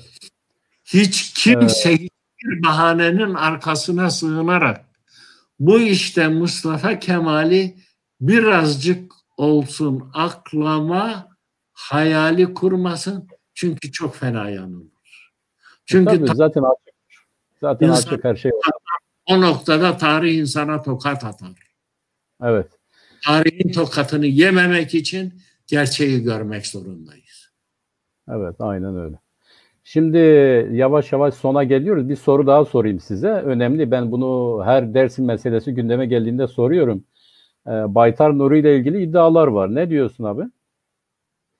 Yani Baytar Nuri diyorlar ya işte devletin ajanıydı. Ne diyorsun? Şimdi bana bir Kürt gösterin ki ajan yememiş olsun. Aha. Ajan damgası yememiş olsun. Bana bir tane Kürt söyleyin. Yo, öyle de yine de bir cevap vermemiz lazım. Yani görüşlerinizi merak ediyorum. Şimdi, yani tabii, elbette ki. Ben o kanaatte değilim. Fakat şu önemli. Yani bir Kürdün bu emeğinin böyle ideolojik emeller için ya da siyasi emeller için birinin hem de hayatta olmayan birinin hayatının berhava edilmesi gerçekten ahlaki olarak da problemli. Onun için soruyorum. Yani nedir ne değil yani Baytar Nuri.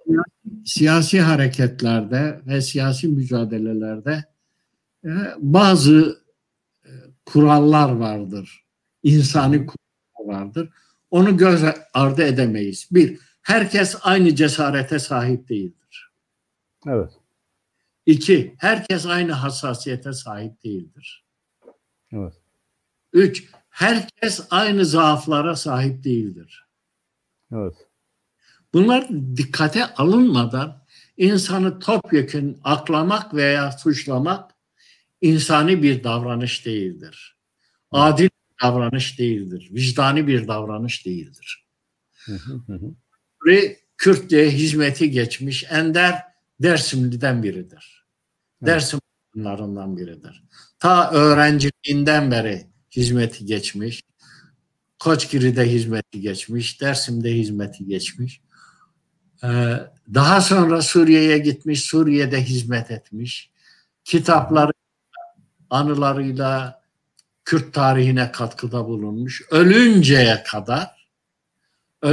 kadar Kürtlükten, Kürdi ideolojiden, Kürdi duruştan, Kürdi kültürden, Kürdi bakıştan ayrılmamış çok değerli son derece saygı duyduğum bir insandır. Evet. Gibi Kürtler bazen o kadar çok büyük haksızlıklar yapıyorlar ki herkes ajan diyorlar. Evet. Barzani'ye ajan dediler. Yazdılar, dergilerinde yazdılar. Hı hı. Amerikan ajanı diye. Hı hı. Mesela ajan dediler. Celal Talabani'ye ajan dediler. Hı hı. Kasım'a ajan dedi. Onun en yakın arkadaşı ajan dediler. Evet. Şeyh Said'e ajan dediler. Kime demediler ki? Hı hı. Hı hı. Ee, Şimdi sorularımız var Osman abi. Yavaş yavaş sorulara geliyoruz. Onun Bakalım ne için gelecek. bu ajanlık lafı öyle çok ucuz bir laf değil. Herkese yakıştırılacak bir laf değil. Çok dikkatli ve elinizde çok kuvvetli deliller olmadıkça lütfen kullanmayın. Bunu bütün Kürtlerden rica ediyorum ben. Bütün Ama adam rica bu ediyorum. ricayla olacak iş değil abi. Bu yani bu bazı siyasi amaçlar insanı körleştiriyor. Osman Aydın'ın elinden bu kadar geliyor. Ordum yok ki üstlerine salayım. Doğru tabii. Biz de zaten ne düşünüyorsun onu öğrenmek istiyoruz. Şimdi soru geldi. Seyit Rıza'ya aşiret reisi, sergerder, çapulcu, eşkıyabaşı denmesi ile Barzaniler aşireti, feodal, ağa, postal yalayıcı vesaire denmesi nasıl değerlendiriyorsunuz? Demin şeyden bahsederken dış basınla ilgili bölümü anlatırken Aha, dedim ki devlet servis ediyor bazı şeyleri ve aha, orada kullanılan kelimeler devletin kodladığı, devletin kullandığı ve tanıdık kelimelerdir. Ne aha, bunlar? İşte sergerdedir, eşkıyadır, e, gericidir, feodaldir, e, teröristtir ve daha pek çok.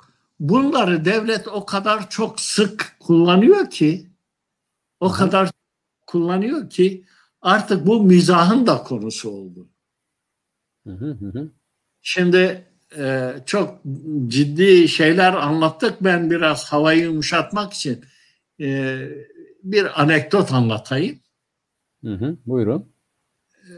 PKK'lı gerillalar bir köye geliyor, kapıyı çalıyorlar. Evin hanımı var. Önki ne diyor? Gerillalar diyor, biz gerilla diyor. Hı hı, Gerilla merilla nizanım. aha, Diyorlar haltiyem devrimci ne diyor? Az devrimciyici nizanım. aha. Kadın diyor ben tanımıyorum. Diyor haltiyem teröristin. Diyor bana verin paşlarım var varın diyor. İçeri Tabii. gir. Aha, Şimdi o kadar çok bunu kullanmış ki hı hı, bizim beynimize de oturtmuş bunu. Bazen bir Kürt bir Kürt'e hı saldırdığında devletin ağzıyla saldırıyor.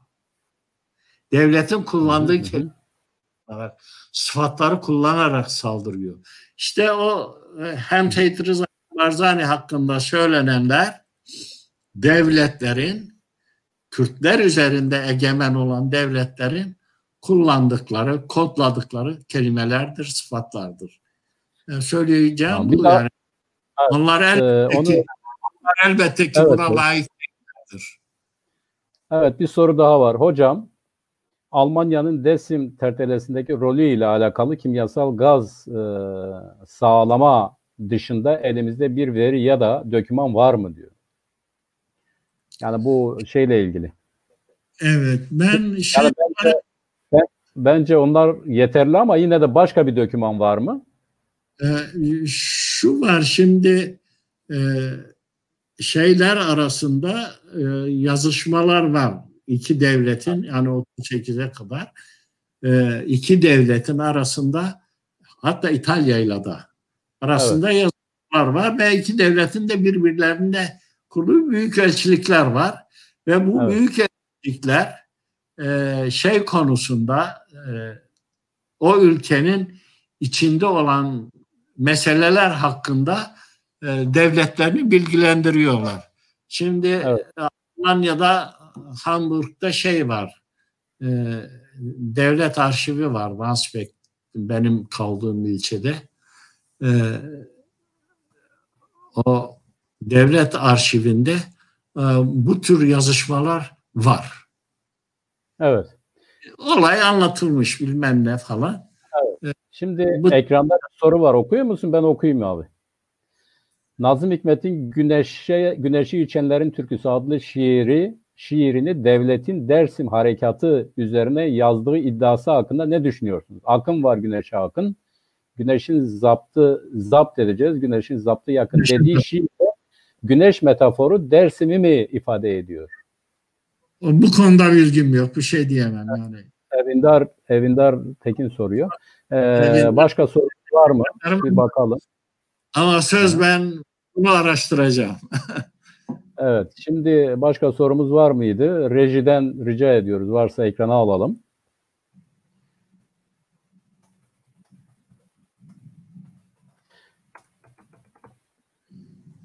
Soru yokmuş. Yeni soru var mı? Osman abi yavaş yavaş sonuna geldik. Sizin özellikle... Ben bir belgeden bahsetmek istiyorum son olarak. Buyurun. Bu Dersim sürgünleriyle ilgili Türkiye Büyük Millet Meclisi'nde bir alt komisyon kuruldu. Dersim sürgünleriyle araştırma alt komisyonu diye. Evet. Bu alt komisyon uzun çalışmalardan sonra devletin arşivlerinde yer alan Dersim sürgünleriyle ilgili bir sonuçta bir metin kaleme hazırladı ve bu metne göre toplam Dersim'den 2907 aile sürgün ediliyor. Yani 37-38'de. Tabii asıl sürgün 38'dir. 37'de evet. Şey yok. 2907 aile sürgün ediliyor ve bunun nüfus karşılığı 14.411. Şimdi bu nüfustan daha az olması mümkün değil. Çünkü bunlar isim belirlenmiş şeylerdir. Ulaşılmamış bilgiler olabilir. Yani bu rakamın üzerinde bir sürgünün gerçekleşmiş olması muhtemeldir. Ancak ben sadece sürgün edilen yerleri okumak istiyorum. Afyon, Amasya, Antalya, Aydın, Balıkesir, Bilecik, Bolu, Burdur, Bursa, Çanakkale, Çankırı, Çorum, Denizli, Edirne, Eskişehir, Isparta, İstanbul, İzmir, Kastamonu, Kayseri, Kırklareli, Konya, Kütahya, Manisa, Muğla, Niğde, Samsun, Sinop, Tekirdağ, Uşak, Yozgat ve Zonguldak illerine 2907 aile 14.411 kişi olarak ve sürgün edildikleri idari birimlerde %10'u nüfusun %10'u geçmeyecek şekilde yerleştiriliyorlar. Bunlar 1947'de yani 9 sene sonra af çıkarılıyor. Bir kısmı dönüyor. Bir kısmı kalıyor orada. Bir kısmı orada ölüyor. Yani kısmının mezarları bile orada görülmüyor, bilinmiyor. Fakat bir kısım Dersimli memleketine dönüyor. Bir kısmı da bulundukları yerlerden metropol kentlere göçüyorlar. Bu metropol kentlerde de önemli olan İstanbul'dur. Fakat seçimden sonrası İzmir ve Antalya, Adana'da devreye giriyor. Ama o dönemin asıl metropol kenti ve göçün yönü İstanbul olmuştur. Evet. Şimdi Osman abi teşekkür ediyorum katkılarından, güzel anlatımından dolayı. Yavaş yavaş kapatacağız. Önümüzdeki programda 50'leri görüşeceğiz. Daha sonra 60'ları. Yani bu 50'lerden evvel bir konağımız var. Tamam, onu da görüşeceğiz abi. Ama atlayamayız. Neyi? Özür diliyorum. Mahabat. Tabii. O çok biz de bu süreçte biz kuzeyle alakalı diyor. Cumhuriyeti, ilk kurulan Kürt Cumhuriyeti elindeki bir devlet. Kuzeyle alakalı diyoruz. Yani bu sürecin, bu Kuzey Kürdistan'daki sürecin o çok özeldir çünkü Kürdistan'ın. Evet, kesinlikle öyle. Ondan sonra 50-60'lara evet, Mahabat'la ilgili benim de çok özel bir ilgim var. Hakkında çok az şey bilinen bir hadisedir ama çok önemli bir konudur. Bizim için adeta bambaşka bir başlangıç ya da yeni bir başlangıçtır gerçek anlamıyla. Çünkü parti olmayı orada öğrendik. Ulusal bilinç konusunda farkındalanmayı orada öğrendik. Ve bile bile Kürt milletinin ulusal bilincine sahip çıkarak kendisini adeta feda eden bir fedai lideri orada gördük. Mahabat gerçekten de Kürdistan tarihinde özel bir yere sahip bir cumhuriyettir. Mutlaka tabii ki onu göreceğiz. Ben sadece kuzeydeki yönü itibariyle dedim. Evet. Evet sayın seyirciler, bir programın daha sonuna geldik. Osman abi bize Dersim katliamının önemli dönemeçlerini, anlayışlarını, zihniyetini izah etti. Bu şu anlama geliyor, tarihsel olarak baktığımız zaman 1833'te başlayan bir sürecin 1938'de, 39'da bir yönüyle tamamlanmasıdır.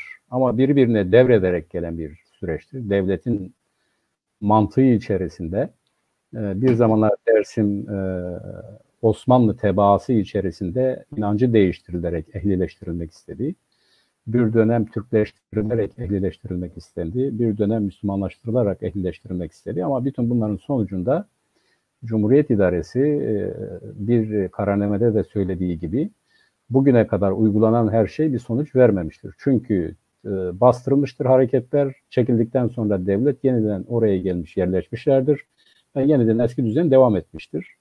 Ve bir çıbanbaşı olarak gördükleri Dersim'i diyorlar ki artık biz bunu kamilen ortadan kaldıracağız, köyleri yakacağız, burada yaşam imkanlarını kaldıracağız ki Sason'dan da aldığımız dersle beraber bir daha insanlar burada yaşayamaz. Gerçekten bunu yaptılar fakat daha farklı bir şey daha yaptılar. Bizim asimilasyon dediğimiz, bir insanlık suçu olarak gördüğümüz asimilasyon dediğimiz süreci ya da asimilasyon dediğimiz etkinliği Dersim'i adeta bir laboratuvar olarak kullanarak yaptılar. Bir milleti yağmaladıktan sonra liderlerini, ileri gelenlerini, direngenlerini katlederek, çocuklarını ve kadınlarını da yağmalayarak, biz bunu Ezdiler'de de gördük daha yakın bir zamanda, yağmalayarak adeta yeniden şekillendirmek için çeşitli ailelere vererek bunu yaptılar. Yatılı bölge okullarıyla yaptılar. Ve daha önemlisi, Osman abi de kısmen değindi. Ve gerçekten kendi hayatımızda da gördüğümüz, örneğin biz okullarda Türkçeyi öğrendik ama eve giderken Kürtçe konuşuyorduk. Nasıl dönüştük? Bu çok önemlidir. Sosyalizmin dersine girmesiyle beraber biz birdenbire inandığımız, doğru bulduğumuz bir fikri Türkçe üzerinden öğrendik, savunduk ve böylece kendi ailemizi, annemizi, babamızı bizler asimile ettik.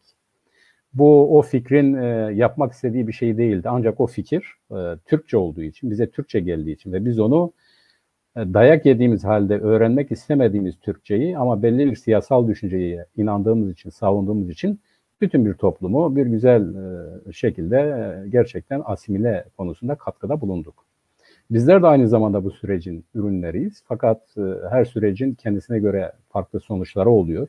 İstedikleri gibi olmuyor. Bugün de Kürt milleti gerçekten de kendi bilinciyle, kendi haklarına sahip çıkarak hangi dilde olursa olsun bunun mücadelesini veriyor. Osman abi de değindi ama ben özel olarak tekrar belirtmek istiyorum. Doğrudur. Dersim, Koçgiri ve daha geniş bir coğrafyada inanç farklılığı vardır. Son zamanlarda özellikle bu Kürt Ulusal Hareketi içerisindeki DESİM kısmının inançla alakalı olduğunu söyleyerek bir etnik boyutunu gizlemeye çalışıyorlar ya da örtmeye çalışıyor. Doğru bu değildir. Raporlara baktığımız zaman, Türkiye Cumhuriyeti Devleti'nin olaya bakışını gördüğümüz zaman, yapmak istediğini ve yaptıklarına baktığımız zaman bütünüyle bir etnisitenin hak dediğimiz, ehli hak dediğimiz bir inanca sahip olan, Alevilikle de bence alakası yoktur. Çok eski bir Kürt inancıdır. Bu da dahil bir etnik grubun, bir milli grubun, bir Kürt milleti kesiminin, bölümünün ortadan kaldırılması, asimilasyon yoluyla da yeni bir Türkiye Cumhuriyeti Devleti'ne tabi Türk milleti kültürü içerisinde yeniden yaratma olayıdır. Bunları devam ediyor bu süreç. Bu bitmiş bir süreç değildir. Bugün de devam eden bir süreçtir. Hayat ya da mücadele böyle bir şeydir. Nasıl ki biz haklarımızı talep ediyorsak, bu asimilasyon süreci de bizim çocuklarımız üzerinde devam ediyor. Ancak biz gerçekten de yeniden üzerinde durmamız gereken olay şu. Hiçbir devlet kendi düşmanını hiçleştirmez. Ama bizim liderlerimiz hiçleştirilmişlerdir. Mezar yerleri yoktur. Bunu bilinçli yapmışlardır. Bu insanlık açısından büyük bir suçtur. Bunun hesabının sorulması lazım ki devlet katliam yaptık, bunu kabul etti. Ama bunun sonucunda bu katliamı yapmış olmanın telafisi, giderilmesi için ne yapmamız gerekir sorusu boşta kaldı. Bütün bunlar bir siyasi amaç için söylendi ve öyle kaldı. Kürt milleti, DESİM milleti şunu bilmelidir. Tarihsel olarak bir millettir. Varlığı vardır, kültürü vardır, gelenekleri vardır. Kendi liderlerine de, kendi kültürüne de, kendi çocuklarına da, kendisine de sahip çıkmakla mükelleftir. Ve inanıyorum ki bu her gün daha da güçlenecek ve Kürt halkı kendi haklarını kazanmış bir halk olarak onurlu, gururlu bir şekilde kendi ülkesinde yaşayacaktır. Sabrınız için, izlediğiniz için teşekkür ediyoruz. Ve kapatmadan yeniden söylüyoruz. Lütfen ve lütfen pandemi konusunda. Osman abi bir şey söylüyor. Buyurun Osman abi. Şimdi Dersim olayıyla ilgili bir tek cümle bağlamak babında söylemek istiyorum. Dersim sadece askeri olarak işgal edilmedi.